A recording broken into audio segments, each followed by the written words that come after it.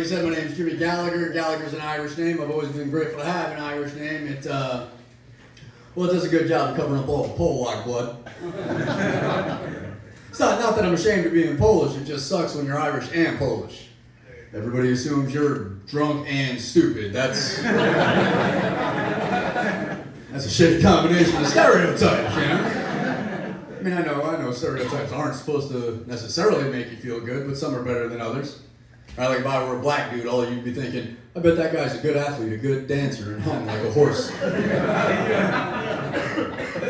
You know, damn stereotype, it's a Match.com profile.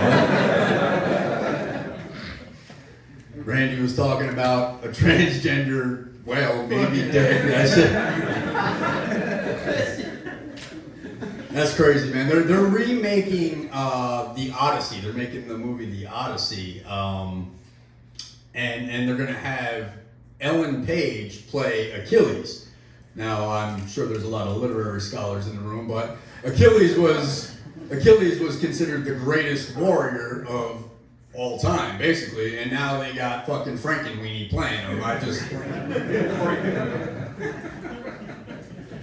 how do you make that? Like, the only friggin' Greek character this person should have been playing is like Strap-on-Achilles. There should have been no...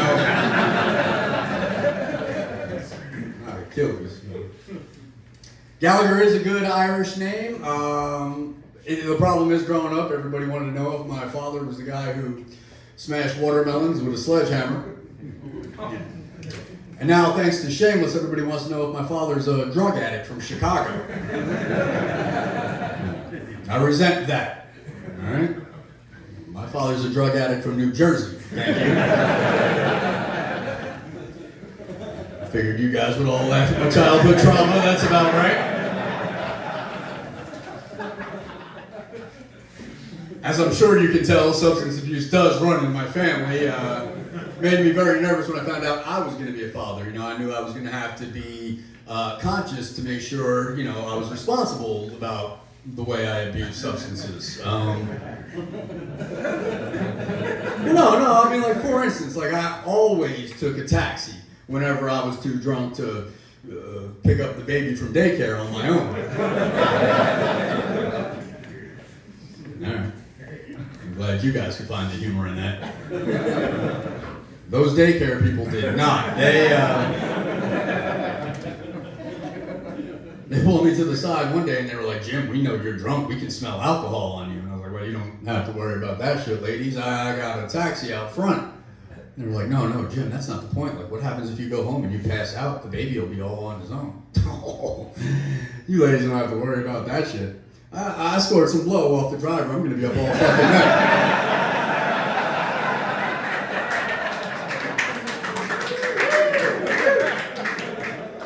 This is the only room that joke has ever gotten an applause.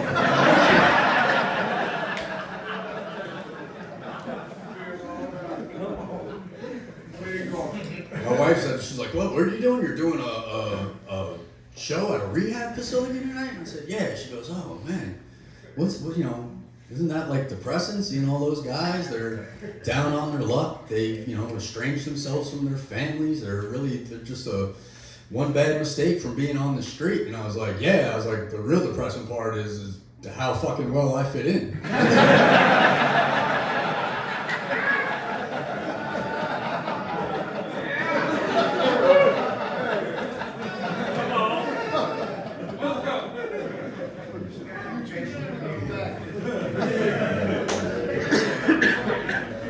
You recognize your own, I say, all right. Oh, shit. Let's see. I gave up a career as a golf professional to pursue comedy full-time. Okay, evidently you guys feel about it the way my wife does, so I don't quite understand your reason for not liking it. I mean, I understand her problem with it. The arbitrator made that perfectly clear last Thursday, but you guys aren't picking up the tab for this midlife crisis, so I don't really know what your problem is, Relax a little bit. Turns out she wasn't so much upset with me from switching from golf pro to comedian as my career, as much as she was upset that I consider golf pro and comedian to be careers in the first place. major objection, you know? Like, even when I knew right away, like, she wasn't going to support it. She was like, oh, gee, Jim, I don't know. You're going to go from being a golf pro to a comedian? With the economy being the way it is it really a good time for you to go switching hobbies?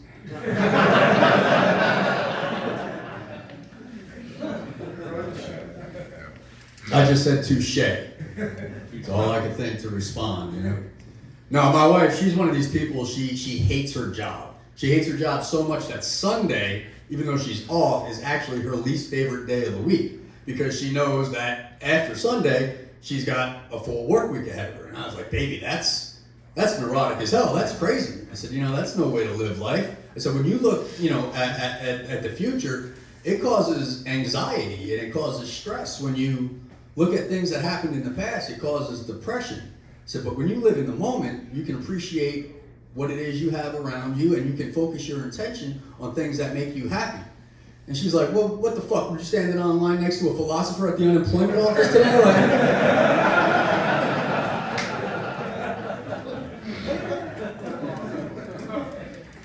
Again, I just said touche. I just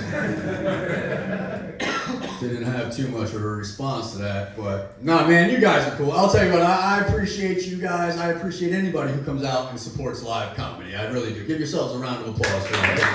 You guys are great. No audience, no show. So really, we do appreciate that.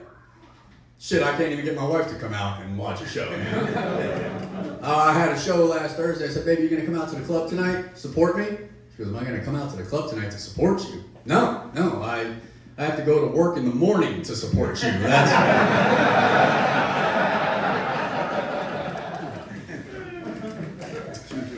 thought of something different to say than touche this time. Also a one-word response would have let you know how I feel about the situation quite succinctly, but this word is considered demeaning to women and belittling, and no matter how upset I get, I would never say anything that might hurt my allowance, so I just said touche.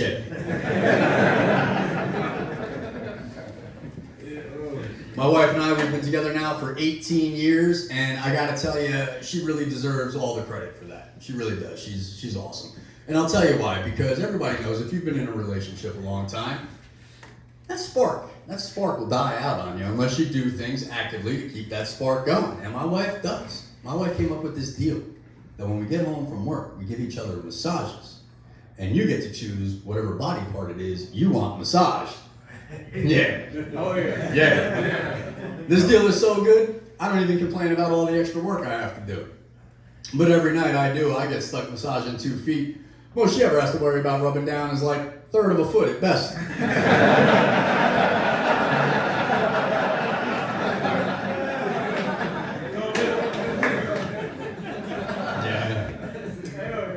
Yeah, those self-deprecating small dick jokes seldom miss.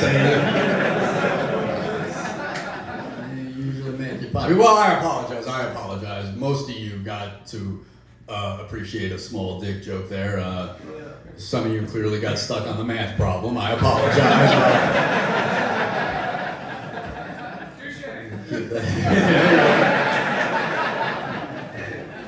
All right, relax, bro. I can't have you getting more laughs than that.